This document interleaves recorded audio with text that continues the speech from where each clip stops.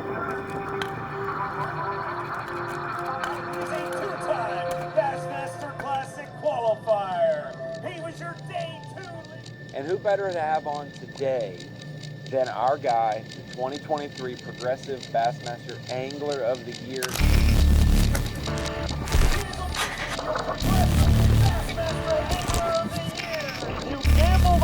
I think it's one of those things where I'm the most competitive of my brothers, but it's probably because I was the oldest. Beat me, we're playing again. You know, you beat me, we're playing again, you know? Winning to me is not even that good of a feeling, you know, but losing is a terrible feeling. Like, losing hurts. That's it. That's the reason we're out here beating.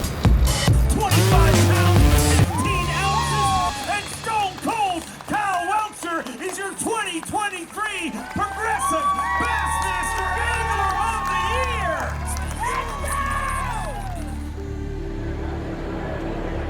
From a professional poker player to the top of the sport, your Angler of the Year, Kyle Welcher. This is just the beginning.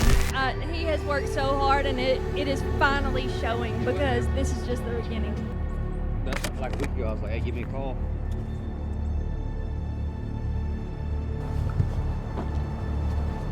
I'm super, super blessed to have grown up in the family I grew up in the area that I grew up in. You know, it's just natural that if you grow up in the South, somebody in your family's gonna fish. You know, like it just, or everybody in your family's gonna fish. It's one of the two. Somebody is or everybody is.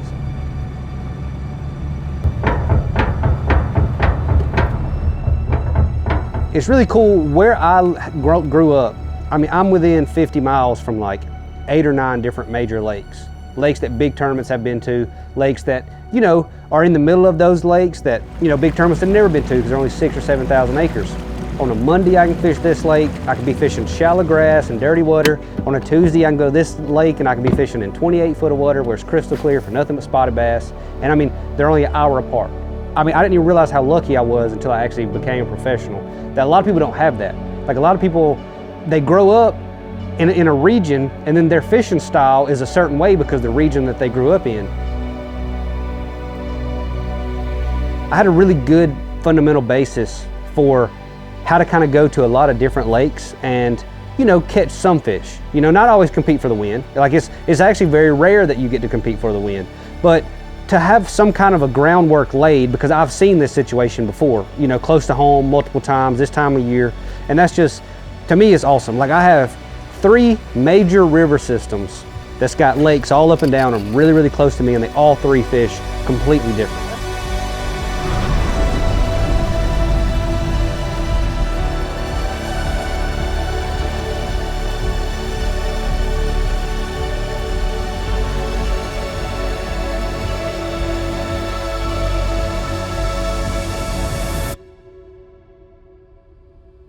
So the first time I heard about the soft plastics was definitely talking to my buddy Jacob Wheeler. And the thing that kind of intrigued me about it and was interesting is he wasn't trying to create plastics, and Rapala as a whole has always kind of done this. They're not just trying to create a new bait on the top of a trend or something new to sell. Like they're trying to plug a hole that we have in the fishing lineup. And that's kind of one of the things is you can tell in these baits is they're for a specific purpose, and there's a reason that they came. They're not just a generic crawl bait. Like there's specific things to them where they plug a hole that we pre-existing had in the fishing industry. I'll give you a pro tip. The worse the boat ramp, the better they bite. That's a guarantee.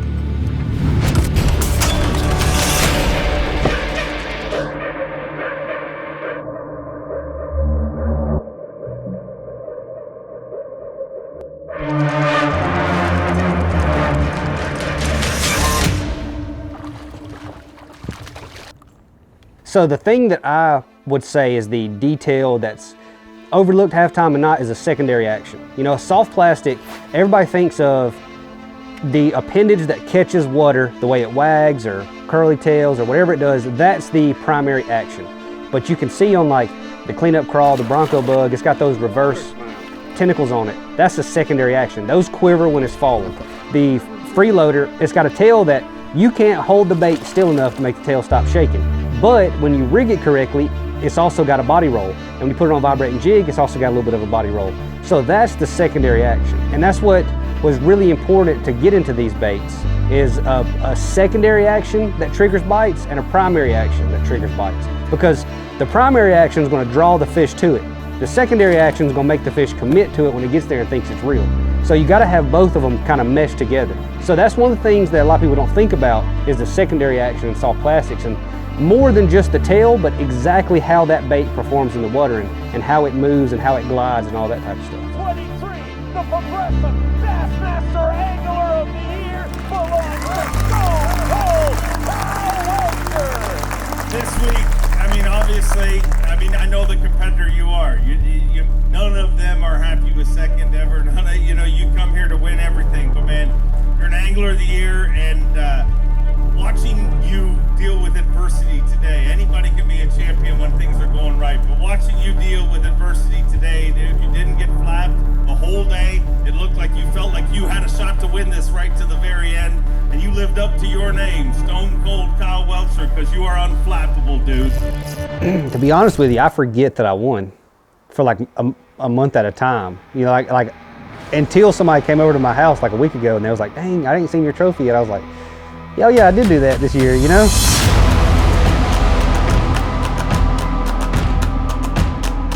Like I said, I want to fish tournaments, As soon as the schedule came out for next year, it kind of changed gears and got into that.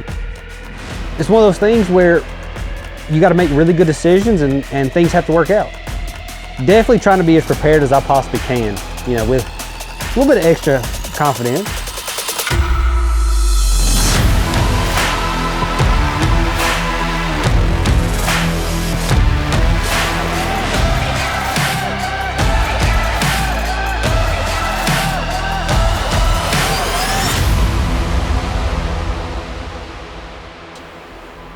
You think it's possible to go back to back? It's definitely possible.